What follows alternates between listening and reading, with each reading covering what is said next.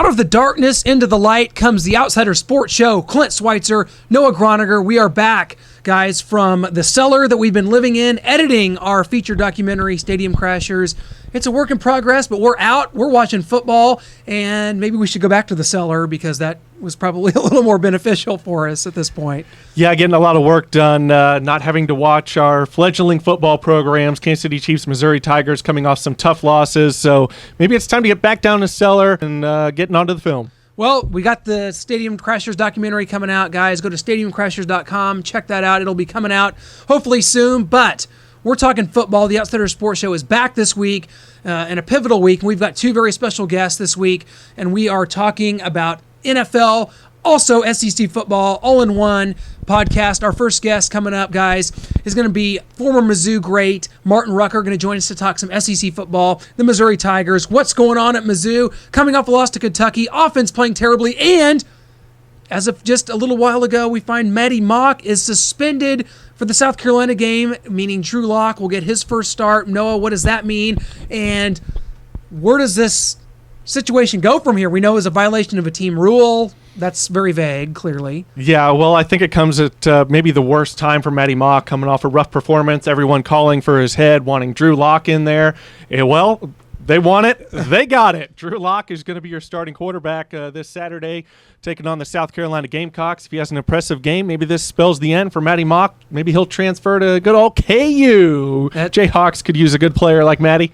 Well, it does come at a bad time. I agree with you there. And this is coming off a tough loss to Kentucky where, again, the offense still struggling, ranked, I believe, 126th out of 128 FCS programs offensively. That's unbelievable. There's really no depth at running back. That's been shoddy quarterback play. Receivers are getting no separation. Offensive line's playing poorly. Other than that, things are wonderful, and we're going to talk with Martin Rucker about that. And at the time we recorded the interview with Martin Rucker, this suspension had not been handed down yet from Matty Mock, so we will not be asking him about the suspension of Matty Mock because it hadn't happened yet.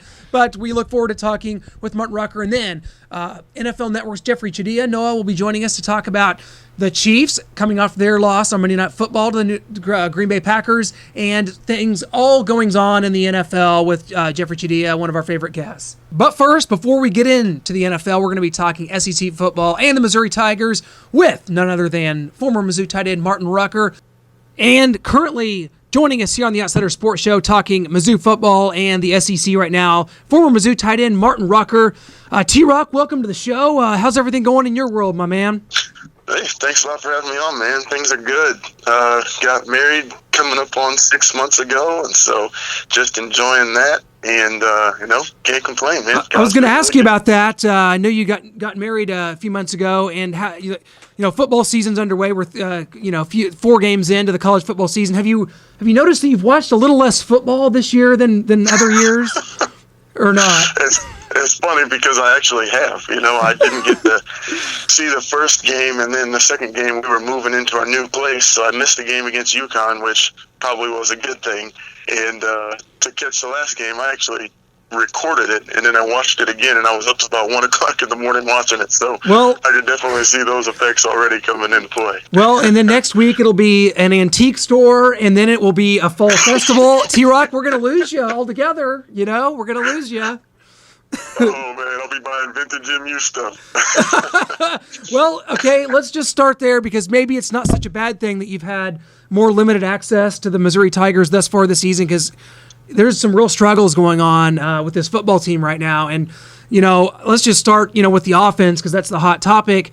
Right now, everything seems to be broken. The quarterback play is shoddy, offensive line not playing well, receivers not getting separation, lack of depth at running back. Other than that, things are going great offensively. Yeah, man, it's just kind of one of those things where every program goes through it.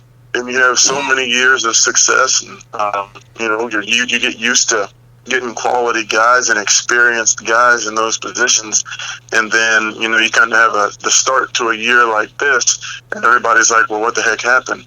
But, I think we've got, a solid group of guys. They're just kind of younger. They're more inexperienced. And so they're just kind of coming along. The offensive line's got some good guys playing on there.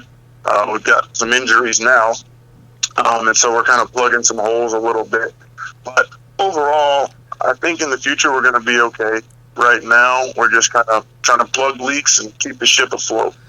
Well, and currently this does not in any way resemble the offense that existed back in your era, and maybe that's unfair to compare because we're talking about just an embarrassment of riches of talent with yourself, Chase Kaufman, Chase Daniel, Jerry Alexander, Will Franklin, Tommy Saunders, Jeremy Macklin.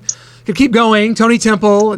We know the names, but this seems to be an offense without an identity. Your team clearly had an identity, and Matty Mock has been struggling since last year. What do you see out of the offense that is different? Obviously, Dave Christensen coordinated the offense back then. Now Josh Henson has taken over, but was part of the staff at that point. What do you see, Josh Henson? Do you feel like that it's schematically there's problems, or do you just feel like, okay, quarterback play, Matty Mock is just not getting it done out there? Well, this is a completely different offensive philosophy. I mean, the tight end's attached. He's using them more to block. It's turning into more of a pro-style offense, but they've still got athletic guys at tight end that they can use. And so it's nowhere near the spread offense, but they're just trying to get, guys involved as they traditionally do. And back then, I mean, everybody, compares, like you said, to our offense and all the guys that we had. But in 2007, that was the culmination of 2004, 2005, and 2006. We'd all been together. We'd all fought through ups. We'd all fought through downs. The same old Mizzou saying, we fought through it all. And in 2007, we just made up our minds that wasn't going to be us again. And so with this group of guys that haven't been through that yet, they haven't been through that yet together, it's just, it's a different thing. But this is one of those seasons where, depending on how it shakes out at the end, it could turn into next year being, a 2007 or, a couple years down the road where guys are like, we're not going through that again. We see this fan base. We hear the chatter. We may not address it in the media, but this doesn't make us feel good, and this isn't how we want to perform. So, you get a group of guys, a solid core group of guys that have been through the mud together, and they're ready to shine. And so that's kind of, how a thing like that happens. And everybody is really sticking it to Matty Mock, and I think that's because Drew Lock played pretty well in that first game.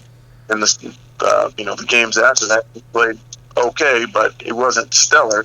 But everybody's excited about Drew Lock. He's prototypical quarterback that we haven't seen at Mizzou since sideline anyway, since Gabbert, really, and pure passing wise. And so everybody wants to see what the kid can do in this offense. And so last game, you got guys dropping passes, you got O-line getting hurt, getting sacked. I mean, you can't just put it all on Matty Mock. And like I said before, I didn't get a chance to see the first two games, but watching that third game and then hearing the chatter afterward, it was like, well, yeah, you could say Mock had his mistake, but he didn't have a whole lot of help out there either. We easily could have won that game by 14 points, maybe even 21 points if he had gotten some help. But when you just throw it solely on his shoulders, you have, the number one linebacker in the country go down, throw some other things in there, O-lineman going down. You can't just throw it all on one kid. There was a lot of things that went wrong in that football game, and they're the reason that we didn't win a game that we should have. So it sounds like you still believe in Matty Mock. A lot of people out there are wondering about if he can show consistency that can sustain this offense. Yeah, I do. I think you still got to give him a chance. I think we've got very, very bright days ahead of us with Drew Lock. But the thing you cannot do is throw him in there right now when everybody is trying to throw Matty Mock under the bus, and then Drew Lock gets in there and realizes, oh, it was the O-line, and now he's getting hit, he's getting sacked, he gets happy feet, and that just ruins him for the rest of his career. I think that happened a little bit with Blaine Gabbert. Maybe not as much in college, but you saw it when he got to the NFL. He went down to Jacksonville, he got thrown into a Monday night game against, the Baltimore Ravens defense, and he never stopped getting hit. And then from that game, he never stopped moving in the pocket. He never got comfortable. And so this is a situation where you've got to be careful. Matty Mock is seasoned. He's a vet. He's started out the season as an underdog, at being told that they're not good enough and taking us to two, East Division championships. And so right now, those are the things that we need to remember, and everybody needs to get behind this kid And he is our quarterback right now. That's the guy that we need to be focused on while also cheering for and ushering in Drew Lock. This is kind of an unprecedented situation we have on our hands. And you know Gary Pinkel as well as any of us, and I know you talked to a lot of people down there. How do you think Gary Pinkel's analyzing this situation right now? I don't know that he's ever had, of course, you know, Brad Smith's senior year in 2005, you had Chase Daniel there as a true freshman, and he got a series a game. But right now you have a legitimate situation where you've got some chatter, you've got people calling for this Locke kid. It's maybe the first time that this has happened. How do you think Gary Pinkel's analyzing this right now? And he's known as as more of a CEO, a program guy, a guy that's very analytical. I mean, would you agree with that? And how do you think he's looking at this right now? Yes, Gary Pinkel, very systematic, very logical. No emotions in these decisions. Everything is going to be numbers. It's going to be film. It's going to be production. What's actually going on, and not what everybody out in the outside world, the pressure that he's getting from the outside world is telling him to do. I think it's a pretty similar situation to when Chase Daniel and Brad Smith were both there. And Chase was getting a series here, and he was getting a series there. And they had that planned in. And so this is a similar situation. Things may, be a little more, he may be able to be a little more aggressive with Drew Lock and say, when he gets his series, if he scores or if he does well or if he's doing better than Matty, then you put him back in. Chase's thing was he was scheduled to go in there for one series, win, lose, or draw, and that was it. And he had his times when he would come in, and that was it. But this is kind of a situation where, maybe you let him play his way into getting more playing time. And if that results in him taking over the starting job, then so be it. But I think you just kind of do it that way so you don't rattle your starting quarterback. You don't take away his confidence, and then you're left with no quarterbacks. So it's a very delicate situation, but I do believe Gary knows what he's doing. And he's going to be very systematic and very methodical about this, and he'll do it the best way that he sees fit. Well, you mentioned it's not all on Matty Mock's shoulders. It's not all on the offense. What happened with the defense this game? You mentioned Brothers going down. Patrick Tolles, the quarterback for Kentucky, was 22 of 27, 249 yards, 2 touchdowns, 81% completion percentage. What's going on with that secondary? I know it works in concert with the pass rush, not getting a lot of rush on Patrick Tolles. What's going on with that defense there at Mizzou? I was kind of surprised at that, that they gave up so many yards and so many consecutive completions. And as I was watching the game, I couldn't just put it on any one thing. They did get some pressure on him. They sacked him. And when they did get pressure on him a few times, he escaped it and he got out of the pocket. And the one that I could, common theme that I kept going back to was tackling. They would have him wrapped up in the backfield and he would escape. Or a running back or two would score it out here or there or something like that.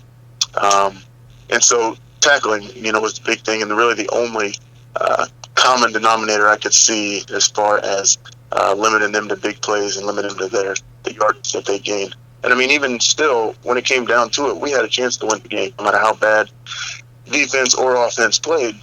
A few plays here, a few plays there, we're in the game all the way to the end, and we can still win the game. And so sometimes you're going to have days like that where everybody plays bad, but you squeak out with a field goal win, and the next week you go out and blow a team out by 21, and you get trained back on the tracks. So that's what they really need to do. And defense focus on tackling again, get back to the fundamentals. And the offense needs to really just gel, come together, and help each other out. Well, we're being joined by ex-Mizzou tight end Martin Rucker, and I want to ask you, before we let you go, as you talk about the future, talk about the rest of the season, Missouri's sitting at 3-1. All is not lost. If you look at the schedule, it looks like there's some workable games here, even though when our offense is playing this poorly, it's going to be tough down the stretch. But you got South Carolina coming up, Florida coming up, teams that are not exactly world beaters, offensively, although Florida with a big win over Tennessee. But South Carolina's coming in, you start there. And I think that Missouri wins a game like that. There's a catalyst for some wins. You still got Vanderbilt. Not trying to take away from any teams on Missouri's schedule, but Vanderbilt, Arkansas hasn't been the team a lot of us thought they were. Mississippi State and Tennessee have to come to Missouri. So do you see, what do you think the ceiling is, for this team right now coming off this loss? Well, I definitely think we can still win the East, Our division is kind of built with teams that are about around Mizzou's caliber. They can kind of, from what we've seen, They can win on any given day against anybody, but they can also lose against anybody on any given day. And so what it's really going to be is who's focused, who comes to play that day and executes their game plan.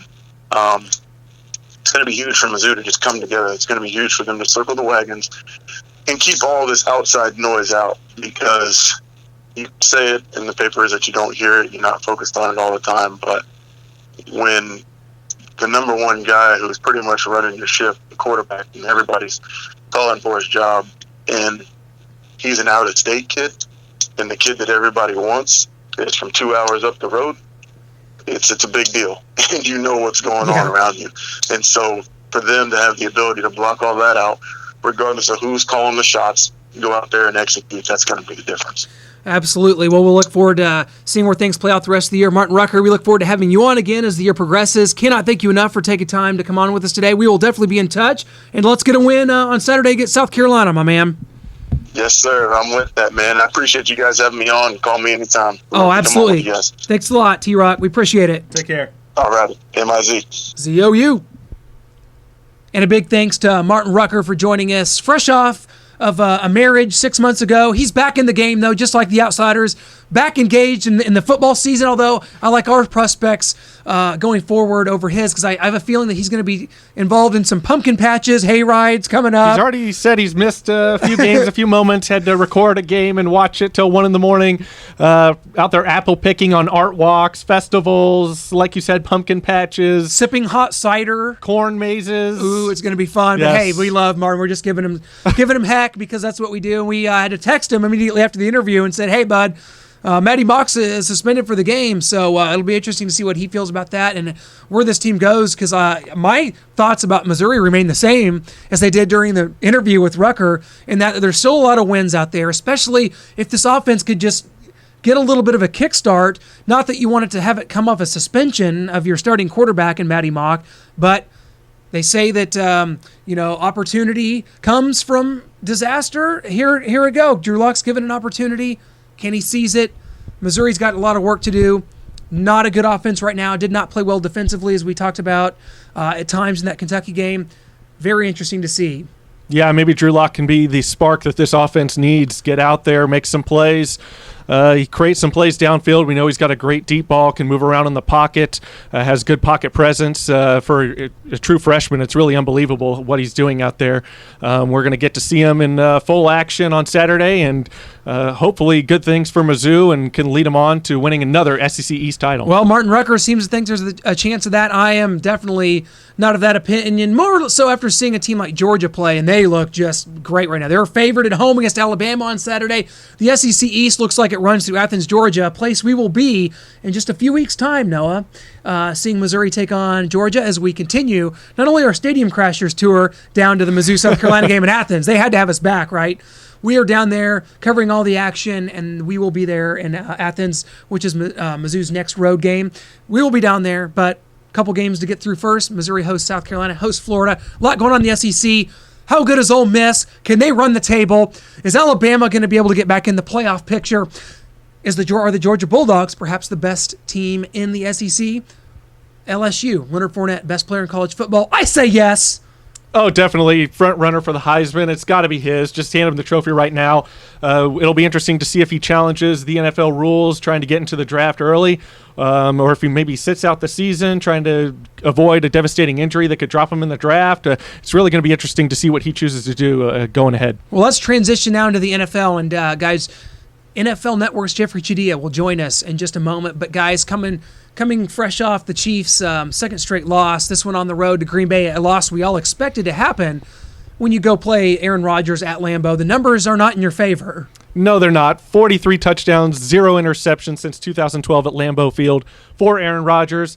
Oh, wait, make that 48 now that he had 5 touchdowns against the Kansas City Chiefs. 48 touchdowns, 0 interceptions since 2012. Aaron Rodgers is on fire. He makes it look like art. It is a beautiful thing to watch him play quarterback. Speaking of beautiful things to watch, well, never mind. I was going to say something about Alex Smith, but that'd be completely untrue. Guys, right now the Chiefs are a disaster. I think a lot of people realize that coming out of the gate, you played Houston, you played Denver, and you had at Green Bay.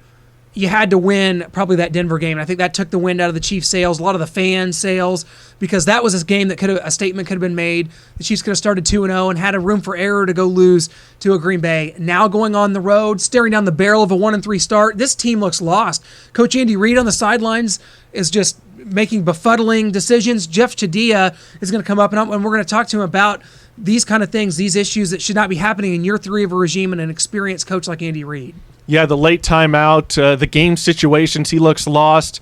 Calling plays for Alex Smith, I mean, that does limit Andy Reid, so he knows his quarterback's limitations, so he can't call all of the exotic plays that he has in his playbook. But still, he just looks lost in game situations, late in games, timeouts, challenges, just those critical things that a coach needs to be on top of at all times. Andy Reid just doesn't seem to have it. He didn't have it in Philadelphia. That's why fans were cheering when he got out of there, cheering for Chip Kelly to get in there, and Andy Reid comes here, and we're having the same problems that he's always had.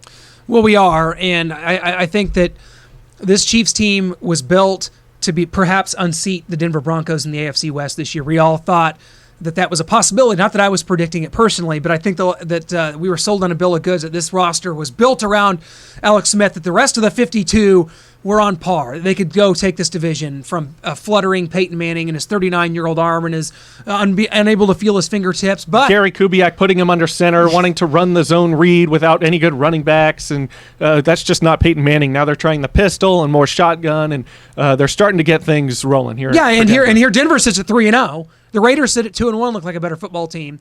We're going to talk to Jeff Chadiha about it, guys. It is our pleasure to welcome one of our favorite guests, NFL Network's Jeffri Chadiha. And we are talking NFL at this point here on the Outsider Sports Show. We are being joined by NFL Network's Jeffri Chadiha.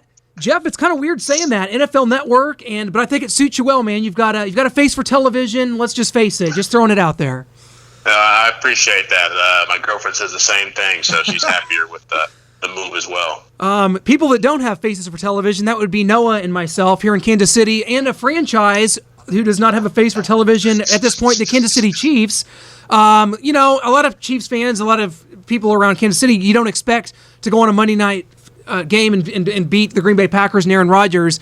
But that was a total abomination through 3 quarters of that game, Jeff. I mean, take us through it. I mean, what is your expectations of this Kansas City Chiefs team as it headed into the season, and where are they at now? Because this team looks totally lost. Coaching staff on down through the organization right now. Well, that's exactly right. And you look at the way they played. What was really baffling for me, and certainly troubling for anybody who cares about the Chiefs, is that they looked like they were lost. As you said, they looked like they didn't belong on that stage. And I don't know, this team for so long under Andy Reid has been pretty good with managing the ball, pretty good at avoiding playing dumb, and a lot of turnovers right now, a lot of penalties, and really bad quarterback play. Alex Smith is the easy target here, but you look around, there's a lot of blame to go around, from the play calling to the quarterback to the offensive line to the defense. It really is, as you said, a disaster right now. Well, the quarterback is usually the easy target here in Kansas City, so that's where we're going to start. A nice, easy target. That's Alex Smith. We've been critical of him even before he got here when we heard rumors that Andy Reid and John Dorsey were thinking about trading for this mediocre quarterback. Where is this team, especially with this quarterback right now? The first 3 possessions, -1 passing yard for Alex Smith. And at halftime, Aaron Rodgers had 3 touchdowns. Alex Smith had 2 completions. Well, and I feel like this upcoming game is probably going to be the most critical game that Alex Smith plays for this franchise and that Andy Reid coaches for this franchise, because, it's hard enough when Aaron Rodgers is on the other side of the field, because you're going to look bad anyway. Most quarterbacks will pale in comparison to him, but when you put up the numbers they put up and you really have nothing going on offensively, it's going to look even worse. And I've been a big Alex Smith defender, and I think that in the right situation, he can help you win games. But right now, he's turning the ball over too much. That's never been part of his game. And it's almost like he's playing scared. And I think that, I know he's got a perfectionist mentality, but I think he's trying to almost micromanage the game in such a way that he's not allowing himself to play free, and he's not helping the offense. I think, again, I don't know what they can do down the field, because there's not much time to throw deep passes, but he certainly has got to do a better job when he's intermediate routes, short routes, and just managing the game in general. Well, what do you think of John Gruden's comments last night when he said he was confused by the Kansas City Chiefs and their quarterback position and throughout the history of the franchise, not just recently, and as well as their 18-play drive there at the end of the game? He said that might be the longest 2-minute drive he's ever seen in the NFL. Yeah, it was not which, and really there was a play at the end there, or a moment at the end where Andy Reid called a timeout that was even just as baffling as well. But I think most people who are watching from the outside, they've seen the Chiefs now last week against Denver and now this week in this game, and it hasn't been good. When you look at how they're playing, how Alex Smith has been playing, he's playing as bad as he's played. You have to go back a long time to see Alex Smith playing this poorly, almost back to when he was a young quarterback in San Francisco. And again, it seemed like everything was set up for him to succeed, with Travis Kelce growing up, Jeremy Maclin signing on, Jamal Charles still being an effective runner. But, it's like they haven't really found a way. And part of the problem, I think, now is that, as I look at it, I think when Alex Smith played his best football in San Francisco, he had a coach in Jim Harbaugh who was very much about, let's be very conservative offensively, 2-3 tight end packages, run the football, play action. Andy Reid wants to be way more dynamic. And I heard somebody even make this point today. It may be time for Andy Reid to stop calling plays and maybe for the offense to take a different approach dealing with Alex Smith, because what they're doing right now is not working. Well, let's look at this division. You talked about some of the stars that are surrounding Alex Smith and on this Chiefs team, a roster a lot of people thought were built to, maybe unseat the Broncos this year in the AFC West. But as you look around the division, you've got Denver, who a lot of people thought Peyton Manning's old, he's 39, the balls are fluttering, he can't feel his fingertips. Oh, here we go. It's time for Denver to just say goodbye. Well, here they sit at 3-0. Their defense looks for real, as Kansas City's looks to be in disarray right now. The Raiders are 2-1 against all odds. I mean, where does Kansas City fit in the rest of the division? Obviously, San Diego hasn't looked too good the last couple weeks, but the Chiefs could be looking up at some teams here, and Denver, to me, looks like it's going to be theirs again until someone says otherwise. Yeah, and I think that's a very valid point. You begin to look at how this is playing out. The Chiefs don't have, a one more week with a tough opponent. Cincinnati is playing. Cincinnati's probably the second best team in the AFC right now. And so I doubt they're going to go in there and win that game. So you're talking about, a 1-3 start. If Denver gets to 4-0, the Raiders probably going to be 3-1 because they play Chicago this week, and Chicago is awful.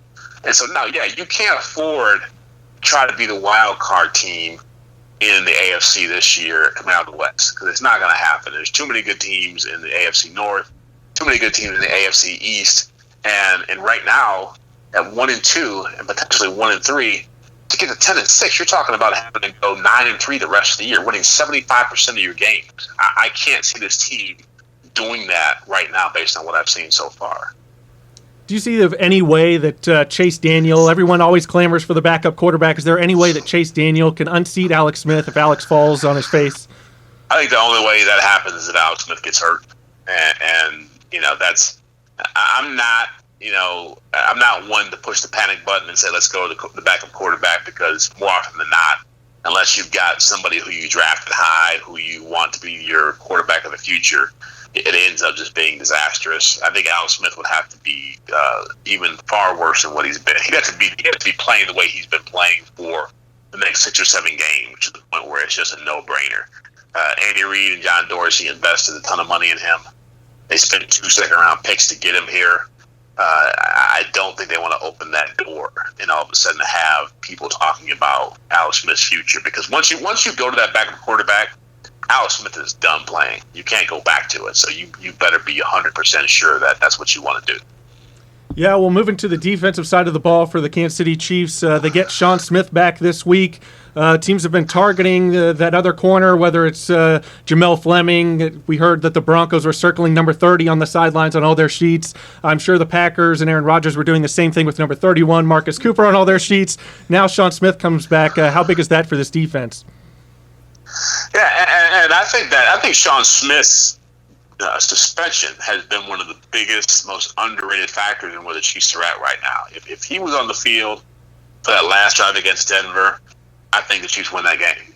I think if he was on the field this past week, I think they play much better defense, and Aaron Rodgers isn't going to town on, Marcus Cooper. I mean, it got to that point in that game where, and what I don't really understand about that game last night was, why is Tyvon Brandt a safety who's known more for run support covering a slot receiver when you've got Ron Parker, who's played corner of this league, who's your safety, who could actually go back and do that. So some of this is on Bob Sutton too, but certainly having Sean Smith back, teaming him with Marcus Peters is going to give that secondary a little more cohesiveness. But, Bob Sutton's got to do a better job of adjusting his defense. It's like it did nothing last night to try to stop Aaron Rodgers, and it became sad to watch. Well, enough about those Kansas City Chiefs, Jeff. Let's talk about some teams and maybe some bigger disasters and some bigger surprises than the Chiefs this year. Before we let you go, give us so far your biggest disaster and your biggest pleasant surprise here through week 3. I would say the biggest disaster, even though they won last week, is still Philadelphia. They've really they won last week, but the offense was still not very good. They got a punt return for a touchdown. The Jets gave them the ball multiple times, doing stupid things. The Jets didn't have Chris Ivory or Eric Decker, so I don't want to just sit here and say that thing is just turned around, because Chip Kelly went all in as far as getting the players he wanted, getting the control he wanted, and that team still is, I don't think very good, and I think they're still going to struggle at various times throughout the course of the season. I don't see what's going to. I think the Giants, even the Cowboys, if they can get Brandon Wheaton to do anything for them over the next 7-8 weeks, have a chance of really pulling away from that in that division. And is there a team that sticks out that's a pleasant surprise? Someone someone like the Falcons, who starts 3-0, the Cardinals looking great. I mean, teams like that. Anyone that's a big surprise for you? I would say the Falcons. Certainly, I was going to say Denver, but I would say the Falcons. I was down there last week, and I like what Dan Quinn has brought to them. They're not as where they want to be from a roster standpoint. They still have to get some better personnel in there, but he's got them believing in what they're doing. They're accountable to each other. They believe in, brotherhood and bond and all this other stuff that really is kind of a loving, nurturing, touchy-feely kind of environment they've built. But I think he's got them going in the right direction. They may very well be a 12-win, 13-win team by the end of the year. Well, Jeffri, thanks so much for joining us here on the Outsider Sports Show. As always, thanks so much for your time. We'll be watching NFL Network, and always enjoy seeing you on there, man. E60, great. NFL.com, senior writer. Jeffri Chadiha, you just kind of do it all, and we just can't thank you enough. You pick us up here at the Outsider Sports Show when we're dragging, and we thank you for that. It's all good, man. I appreciate you guys having me on. Thanks a lot, Jeff. Talk to you soon. Take care. All right. Bye-bye. Big thanks to Jeffri Chadiha for joining us, talking some NFL. Looks like Jeff agreed with us on a myriad of topics, although I will have to disagree with him. I was never an Alex Smith defender. And no, we were calling for his head before he even got here. We heard the rumors. We definitely didn't want him here, especially giving up the 2 second-round picks. Just way too much for that kind of quarterback, giving him the huge extension. Just mistake after mistake compiled on top of each other with this Alex Smith saga, and we're going to see what happens next with it. Well, when Alex Smith gets here, what did we say? What did everybody say? Oh, he's mediocre. He can get you by. He won't turn it over. Well, guys, that is blended into Alex Smith playing poorly in 2014 and blending into 2015. He's already thrown 3 interceptions, which is not his MO here under Coach Andy Reid and under Jim Harbaugh in San Francisco. Now we're seeing the turnovers. We're seeing a team that has no identity really offensively, has really not committed to the run with Jamal Charles. He had only 49 yards against the Green Bay Packers. At one point in the game, the Packers had outgained the Chiefs 170 yards to 3. This is an offense not clicking. Even with weapons like Charles, Jeremy Maclin, Travis Kelce, those guys are the only reason the Chiefs have any semblance of an offense, but right now it is not looking good, and I agree. I think it's a disaster right now. 1-3, and this team looks to spiral out of control to me, and I don't like. I think this team will piece it together, win 7, 8, 9 games. The typical Kansas City Chiefs, 17 pick in the draft a left tackle. Got to fix the line. Fix the line. Don't even Get more receivers. Alex needs help. Albert Wilson's not enough. Jason Avant isn't enough. Eric Fisher might be moving on. We need more linemen, more receivers. And then I tell you, Alex will lead us to the promised land. Guys, thank you so much for joining us here on the Outsider Sports Show. Noah Groninger, Clint Schweitzer here. Be sure to hit us up on Twitter at GA Sports Network. Give us your thoughts on the show, anything that's on your mind, anything you disagree with us with. Be sure to hit us up, of course, our Facebook. Just search Great American Sports Network. Guys, GreatAmericanSportsNetwork.com, all our stuff, archived, articles, interviews, all of our former shows. No, it's all there. Let's all take a deep breath and just try to get back engaged in some football. We're going to go back to our black hole, try to keep editing our feature documentary, Noah, Stadium Crashers, coming soon. Thank you so much for joining us. Have a good night.